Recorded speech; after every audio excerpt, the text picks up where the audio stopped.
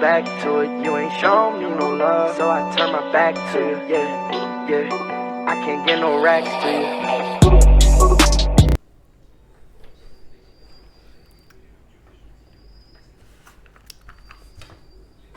Hello, welcome back to my video.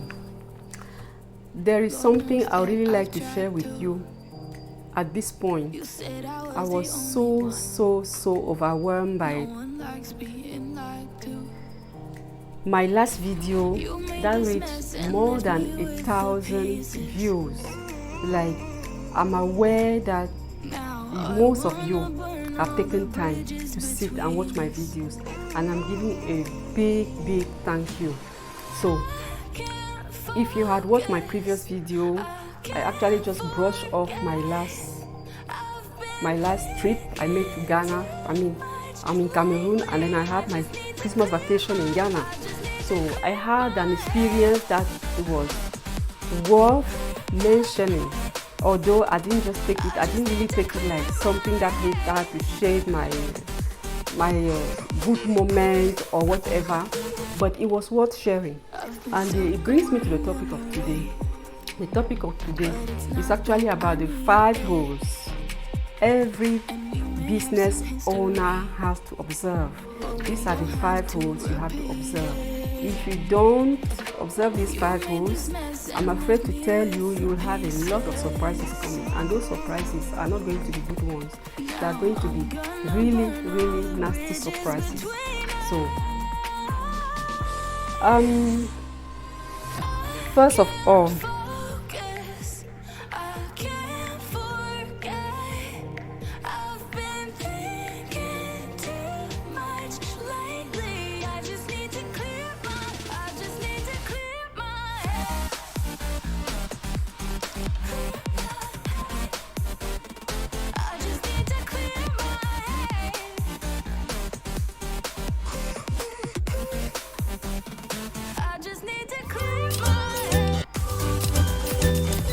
okay, first point, that's my first point as an advice I'll give to any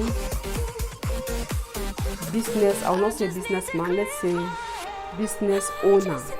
Like, you own a business, you need it to work, and you actually have to secure 5 steps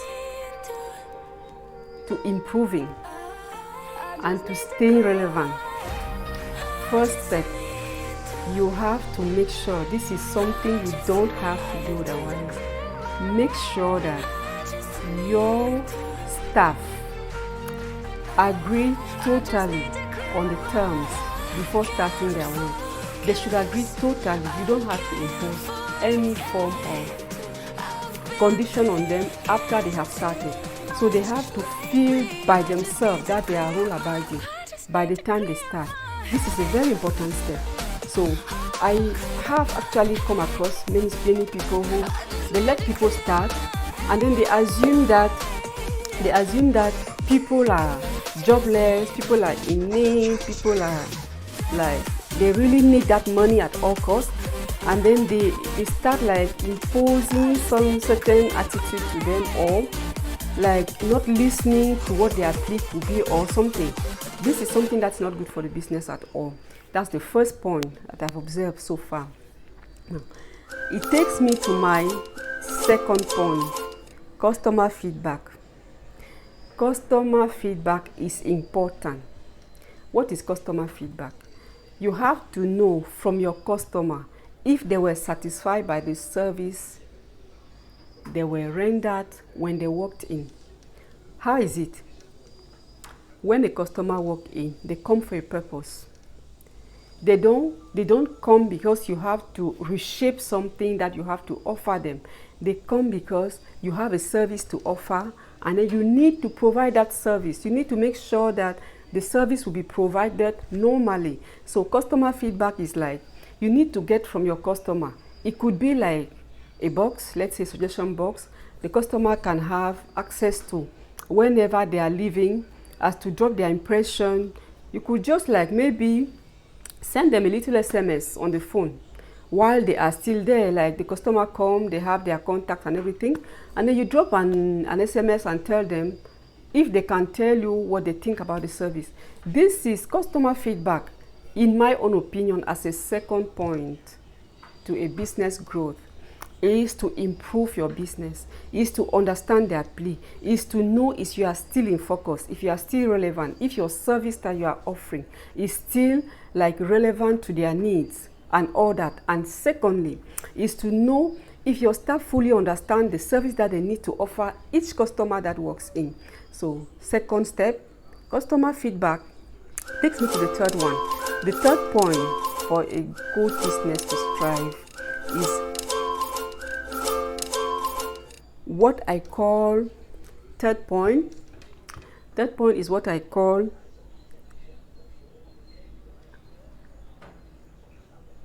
let's say the page you open for the public.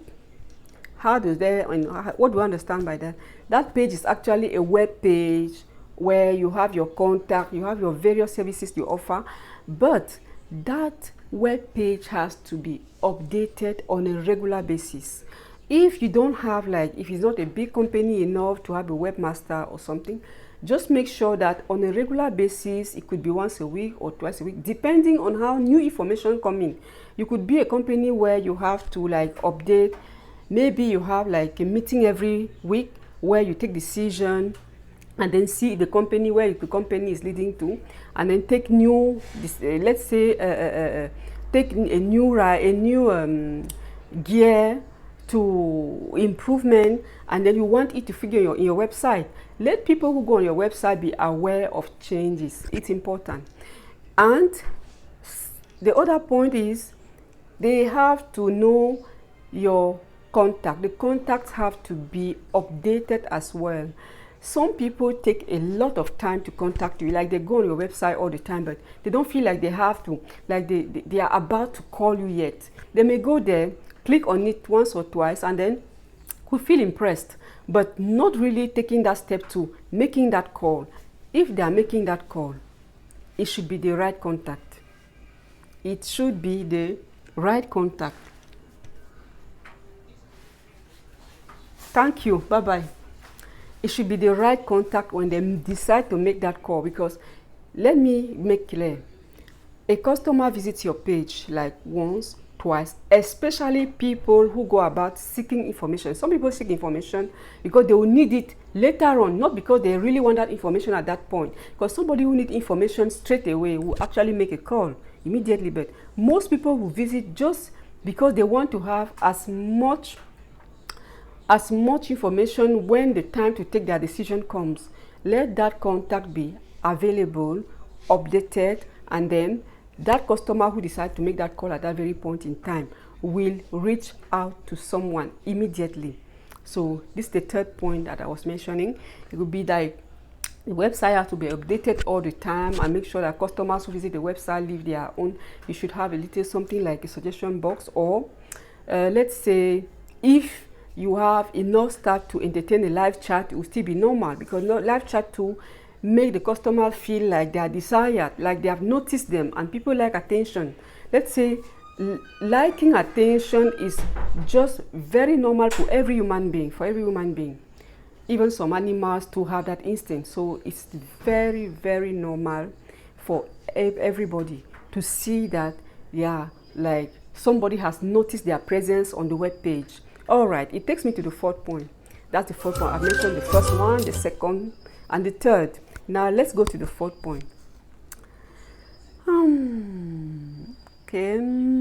Fourth point is a book list. That book list is a book list that is kept by your staff. Everybody at their own. Let's say if you have like a secretary, you have an accountant, you have a receptionist, you have, it depends on how many staff your company can accommodate, or if you can have means to have a lot of them. Let everybody keep a book of what he think can improve, can take the company a step upward. He has to, like, it's not something he has to hold every day, but it's something he has to hold on as regularly as possible. let me make this difference. It has to be like something where like a sort of conversation he has with himself from time to time, in a way that his job can become easier. So when doing your meetings, that conversation come to the table, everybody who brings his book list, everyone who brings his book list will be bringing his own contribution, his own way he think the company can move forward to the table and to the discussion too. So the book list, fourth point, do not forget it. Do not forget it. Fourth point is the book list your staff has to hold. That book list is like a sort of, let's say, communication between the staff and himself. So if everything has been good, he will mention, well, this thing is okay, so we can keep it on. Well, make it clear, please. It shouldn't be like an extra task you are giving them. Just make sure that it becomes to them like they're expressing what they think can be their contribution towards the growth of the company. They feel more motivated in that sense. You make them have a sense of belonging when you do so. So it takes me straight to the fifth point. Fifth point for a good business growth. Please, have you hit the subscribe button yet? If you haven't, subscribe to my channel. I have a lot of good content coming. I have a lot of ideas I would like to share with you guys all the time. So please subscribe to my channel, and I will not thank you enough for what you have done for me already. If you can recommend my channel to someone else, I'll be really grateful. So it takes me to the fifth point. As I was saying, fifth point. Okay. Fifth point is what I call a ghost customer. I don't know if you can give him a different name. This ghost customer is someone you may decide to come to, to be received there as a client, although he will not be a client at all. He will be arrived there, then he will have you. There is something about the ghost customer. He doesn't come to pay to buy any product.